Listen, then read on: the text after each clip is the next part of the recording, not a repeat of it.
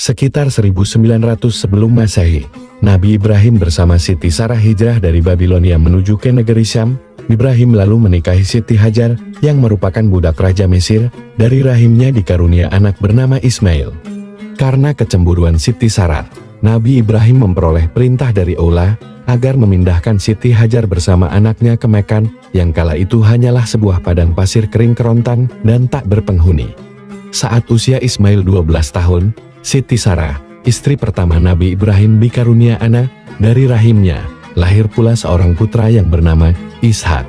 Singkat cerita, di usia 40 tahun Ishak menikahi Ribka, anak Nahur bin Tariyah, saudara Nabi Ibrahim sendiri, dan dikarunia dua orang anak lelaki kembar, yaitu Ais dan Yakub alias Israel. Israel dapat dimaknai kekasih Tuhan. Dari anak-anak Israel atau Yakub inilah lahir keturunan bangsa Israel. Saat dewasa, Yakub pindah ke Mesopotamia dan menikahi dua orang putri, Laban bin Betuel, putri dari pamannya. Sedangkan Ais, saudara kembar Yakub, menikah dengan Mahalat binti Ismail, yang diyakini sebagai cikal bakal lahirnya bangsa Rum atau Eropa. Karena Ais berkulit bul, sehingga disebut juga Abu Rum. Yakub memiliki 4 orang istri. Istri pertama bernama Laya binti Laban, dikarunia 6 orang anak, yaitu Raubin, Syamun, Lawai, Yahuda, Yasaki dan Zabuluan. Istri kedua bernama Rahel binti Laban, mempunyai 2 orang anak, Yusuf dan Benyamin. Istri ketiga Yakub ialah Zalfar, budak pemberian dari Laya, melahirkan Jab dan Asyir. Istri keempat ada Balhan, budak pemberian dari Rahim, yang dikaruniai anak bernama Dan dan Naftali. Kisah Bani Israel tidak bisa dilepaskan dari kisah Nabi Yusuf. Karena di masa Nabi Yusuflah mereka sempat mendiami Mesir dalam kurun waktu yang cukup lama, sampai pada zaman Nabi Musa membebaskannya dari kekejaman Firaun, meninggalkan Mesir menuju Palestina. Ketika Nabi Musa datang ke tempat tersebut, ia bertemu dengan orang-orang kasar dan bertubuh besar. Inilah orang-orang asli Filistin atau populer disebut Palestina. Bani Israel tidak mau masuk, malah menyuruh Musa berperang melawan orang-orang Filistin sendirian. Selama 4 masa, mereka tidak dapat masuk ke Palestina, dan dapat masuk saat zaman Yusha bin Nun, yang melanjutkan pengurusan Bani Israel setelah Musa dan Harun. Tapi mereka tetap tidak berhenti membuat masalah. Mereka ingkar terhadap perintah. Mereka mempermainkan aturan-aturan Allah. Mereka mengolok-olok, bahkan membunuh para nabi. Di era Yusha bin Nun, membagi tanah terjanji dari Sungai Efrat hingga Sungai Nil menjadi 12 bagian, yang merujuk pada 12 keturunan Bani Israel. Setelah Yusha bin Nun, Bani Israel dipimpin oleh Nabi Daud yang memerintah selama 40 tahun, dan membentuk kerajaan Israel Raya, menyusul Nabi Sulaiman atau Raja Salomo. Pasca Nabi Sulaiman wafat, ia digantikan oleh anaknya, dan Bani Israel terbagi menjadi 2 wilayah. 1. Kerajaan Israel di sebelah utara, yang beribu kota Samaria dengan 10 suku. 2. Kerajaan Yehuda di sebelah selatan, beribu kota Yerusalem hanya dengan 2 suku, yaitu Yehuda dan suku Benyamin. Di sebelah utara kerajaan Israel ditaklukkan oleh kerajaan Assyria, menawan 10 suku dan dipaksa pergi ke negeri Assyria. Mereka tidak pernah kembali lagi, dan disebut 10 suku utara Israel yang hilang. Sedangkan di sebelah selatan kerajaan Yehuda bertahan sampai pada 586 sebelum Masehi, ditaklukkan oleh kerajaan Babilonia di bawah kekuasaan Nebukadnezar II. Haikal Sulaiman atau kompleks Masjidil Aqsa dihancurkan, dan orang-orang Yahudi dibawa ke Babilonia dijadikan budak, bahkan dibunuh. Pasca runtuhnya kerajaan Babilonia, Persia berkuasa, orang-orang Yahudi dikembalikan ke wilayah Palestina, dan mengizinkan untuk kembali membangun Haikal Sulaiman, yang diselesaikan pada tahun 516 sebelum Masehi, pada masa pemerintahan Darius Agung.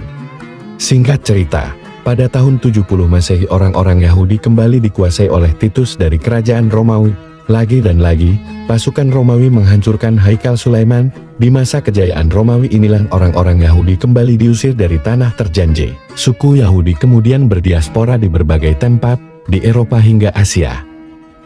Ekspansi Islam ke wilayah Palestina terjadi masa Umar bin Khattab pada 636 Masehi dalam Perang Ajadin.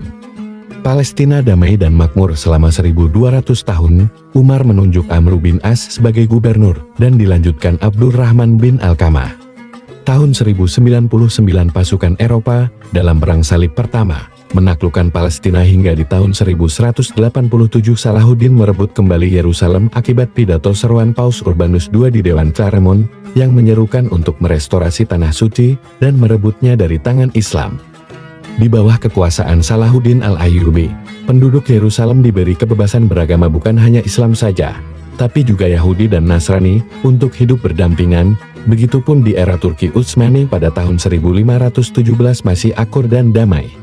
Pada 29–31 Agustus tahun 1897, Theodor Herzl memimpin Kongres Zionis pertama. Mereka menyepakati langkah-langkah untuk mendirikan negara Yahudi di Palestina yang saat itu dikuasai Turki Utsmani. Pendanaan kuat dari bankir-bankir Yahudi di Eropa menyokong gerakan ini. Melalui dana itu, imigran Yahudi mulai berdatangan ke Palestina dan membeli tanah-tanah warga Arab yang sudah berabad-abad tinggal lebih dulu di Palestina. Pada 2 November tahun 1917, melalui lobi bankir Yahudi, Walter Rothschild, Menteri Luar Negeri Inggris Arthur Balfour, mengumumkan dukungan Inggris atas pembentukan negara Yahudi di Palestina. Perjanjian ini dikenal dengan Deklarasi Balfour. Inggris juga turut memfasilitasi migrasi besar-besaran orang-orang Yahudi ke wilayah Palestina, yang di kemudian hari memunculkan penjajahan terhadap penduduk setempat. Pada tahun 1918, Inggris sebagai pemenang Perang Dunia I menduduki Palestina dengan status mandatorat. Apalagi dalam perjanjian Sykes-Picot, Irak dan Palestina ialah wilayah kekuasaan Inggris.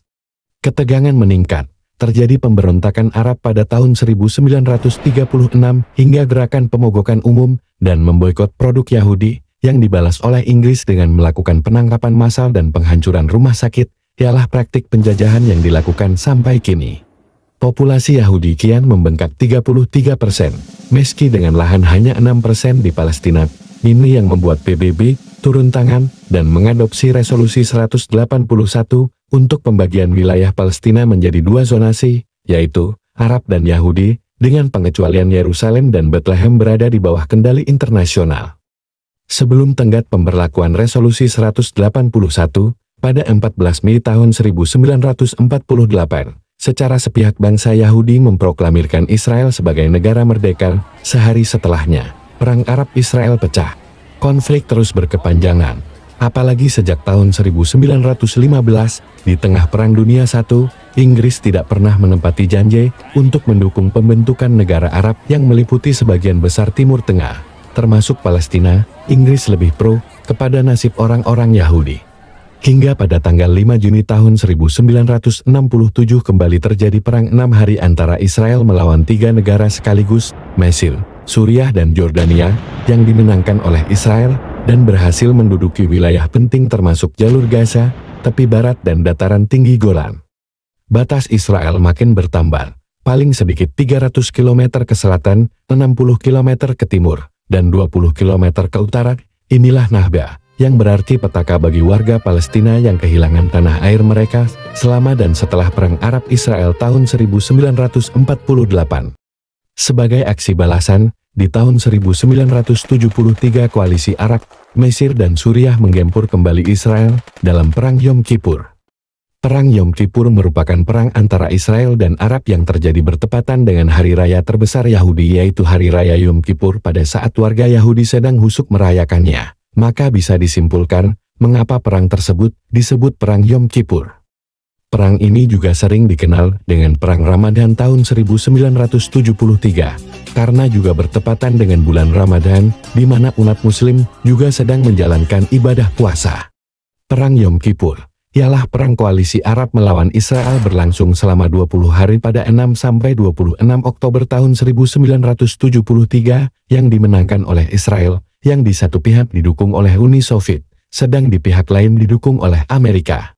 Anwar el-Sadat, Presiden Mesir, menyadari sulitnya menaklukkan Israel dengan jalan militer. Pada akhirnya, Sadat memutuskan untuk menjalin perdamaian dengan Israel walaupun keputusan tersebut penuh resiko. Untuk pertama kalinya, Sadat melakukan kunjungan ke Yerusalem untuk menemui Perdana Menteri Israel pada 19–21 November tahun 1977. 1 tahun kemudian, pada 17–29 November tahun 1978, Mesir dan Israel mengadakan negosiasi rahasia yang dimediasi oleh Amerika Serikat di Camp David. Kesepakatan tersebut resmi ditandatangani oleh kedua belah pihak pada 26 Maret tahun 1979 di Gedung Putih, yang mana 4 tahun setelahnya Sadat harus terbunuh saat perayaan pendudukan terusan Suez akibat perjanjian tersebut. Mengetahui kesepakatan yang dilakukan Mesir dengan Israel, negara-negara Arab kemudian mengeluarkan Mesir dari Liga Arab dan memutuskan hubungan diplomatik dengan Kairo. Pada tahun 1992, Yordania juga menandatangani perjanjian perdamaian dengan Israel, sehingga hanya Mesir dan Yordania yang tidak lagi bersitegang dengan Israel. Koalisi Arab mati kutu di hadapan Israel. Meski demikian, upaya perdamaian terus diupayakan dalam perjanjian Oslo. Di antara hasil-hasil penting dari perjanjian Oslo adalah pembentukan Otoritas Nasional Palestina yang ditugaskan dengan tanggung jawab untuk melaksanakan pemerintahan sendiri secara terbatas di beberapa bagian tepi barat dan jalur Gaza. Namun, nyatanya perjanjian itu di atas kertas saja. Proklamasi negara Palestina mengalami rintangan akibat kebijakan Perdana Menteri Israel Benjamin Netanyahu yang membekukan proses perdamaian tersebut. Yerusalem memiliki arti mendalam dalam keyakinan agama Yahudi, sebagai titik fokus kerinduan mereka yang telah ada selama berabad-abad.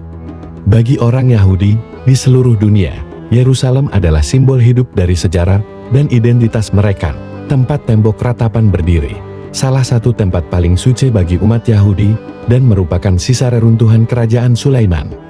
Yerusalem juga memiliki makna penting bagi umat Kristiani, karena kota ini adalah tempat penting dalam kisah penderitaan dan kemenangan Yesus Kristus. Tempat-tempat suci seperti gereja Makam Kudus dan Jalan Salib menjadi tempat penting bagi ziarah umat Kristiani. Umat Islam juga menganggap Yerusalem sebagai tempat yang sangat suci. Kota ini adalah tujuan Isra Mi'raj Nabi Muhammad dan berisi beberapa tempat suci Islam yang paling penting, termasuk Dome of the Rock dan Al-Aqsa Mosque.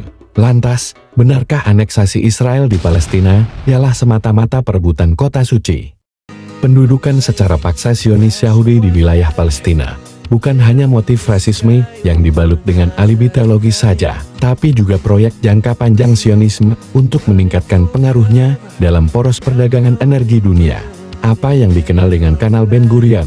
Karena itulah, jalur Gaza sebagai kawasan strategis mutlak direbut, meski membunuh manusia-manusia yang tak berdosa. Palestina adalah tumbal keserakahan penjajah.